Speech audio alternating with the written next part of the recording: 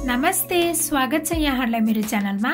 आज म यहाँहरुलाई सजिलो खाजा रेसिपी बनाएर देखाउँछु। म यहाँहरुलाई काउलीको पकौडा र चना मसला बनाएर देखाउँछु। सबैभन्दा पहिला म चना मसला बनाउन गइरहेको छु। यसको लागि मैले प्यान तताइसकेको छु। अब यसमा तोरीको तेल राख्ने। त्यसपछि अब यो 5 फोरन फुराउनु पर्छ। अब यो मसिनो पारेर काटेको प्याज पनि राख्ने। प्याजलाई एकैछिन भुटिसकेपछि यो काटेको हरियो खुर्सानी पनि राख्ने। त्यसपछि मैले राखे यो पिसेको अदुवा लसुन। अब यसमा बेसार, रातो धुलो खुर्सानी, गरम मसाला, जिरा धनिया पाउडर र नुन स्वाद अनुसार राख्ने। र अब यो सबैलाई राम्रोसँग मिक्स गर्नुपर्छ। त्यसपछि मैले लिएको छु उसिनेको चना। मैले चाहिँ चनालाई रातभर भिजाएर अनि उसिनेर लिएको छु। अब यो चना पनि यसमा राख्ने। अब यो सबैलाई राम्रोसँग मिक्स गरेर 1 मिनेट जति पकाउनु पर्छ।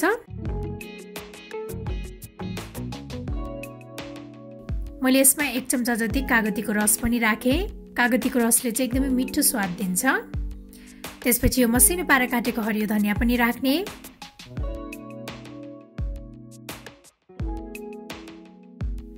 अब हाम्रो यो चना मसला चाहिँ सर्भ गर्नको लागि रेडी भइसकेको छ। त्यस्तै अब म यहाँहरुलाई काउलीको पकौडा पनि बनाएर देखाउँछु। काउलीको पकौडा बनाउनको लागि मैले लिएको छु काउली। यसलाई चाहिँ मैले मसिनो पारेर काटेर अनि पखालेर लिएको छु।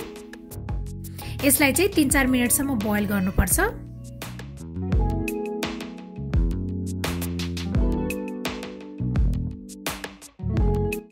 यो राम्रोसँग बोइल भइसकेको छ। अब यसलाई एउटा मिक्सिङ बाउलमा ट्रान्सफर गर्ने।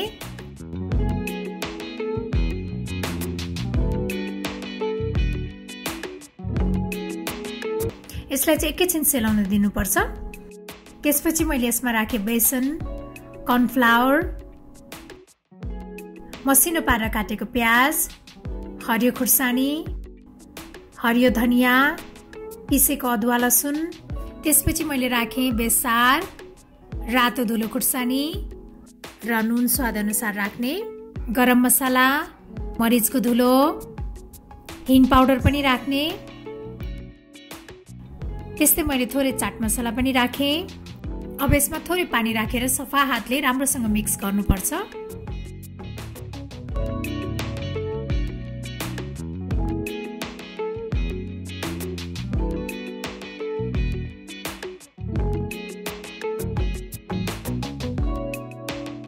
यो चाहिँ यतिको मिक्स भएपछि फ्राई गर्नको लागि रेडी भइसकेको छ। मैले कराईमा तेल तताइसकेको छु। अब यो काउलीफ्लावरलाई तेलमा राखेर रातो हुने बेलासम्म फ्राई गर्नुपर्छ।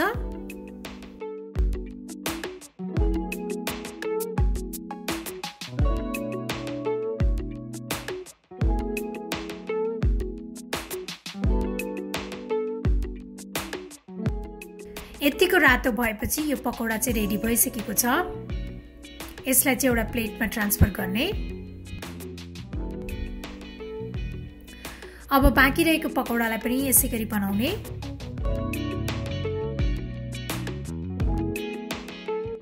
अब हाम्रो यो क्रिस्पी यम्मी पकौडा चाहिँ सर्भ गर्नको लागि रेडी भइसकेको छ। म चाहिँ यो पकौडा र चना मसलालाई मुराइसँग सर्भ गर्न गइरहेको छु। म चाहिँ यो मुराइलाई पनि हल्का भुट्न गइरहेको छु। यसको लागि मैले प्यानमा तेल तताइसकेँ। अब यसमा यो लाम्चो पारेर काटेको लसुन, अदुवा र सुकेको खुर्सानी राख्ने।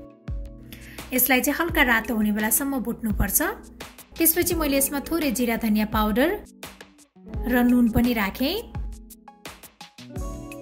अब यो भुजा पनि राखेर यसलाई चाहिँ 1 मिनेट जति भुट्नुपर्छ। यसरी मुराइलाई भुटेर बनाउँदाखेरि चाहिँ एकदमै मिठो हुन्छ, क्रिस्पी अनि एकदम मिठो स्वाद आउँछ। अब यो मुराई पनि रेडी भइसकेको छ। अब हाम्रो यो सजिलो मिठो खाजा चाहिँ खानको लागि रेडी भइसकेको छ। मलाई आशा छ यहाँहरुलाई यो सजिलो खाजा रेसिपी पक्कै पनि मन पर्यो होला। र मेरो अरु यस्तै रेसिपीहरुको लागि प्लिज मेरो च्यानललाई सब्स्क्राइब गरिदिनु होला र मेरो भिडियोलाई लाइक, शेयर र कमेन्ट पनि गरिदिनु होला। Thank you for watching. Bye by.